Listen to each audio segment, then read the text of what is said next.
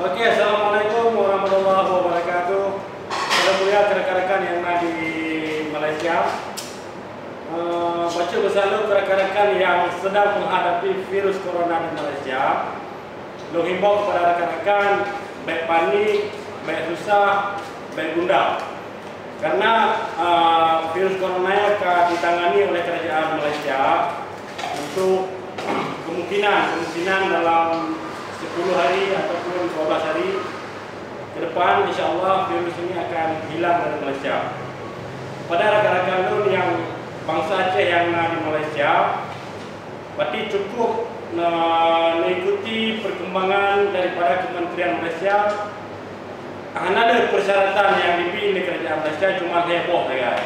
Duduk di rumah, dipakai masker, dijaga kebersihan. Heboh syaratnya saja kasih. Cuma gara-gara tanya kena virusnya tengah menyusahkan banyak orang di Malaysia. Keluarga di kampung, bina agak susah, kampung susah. Nah, benar kan?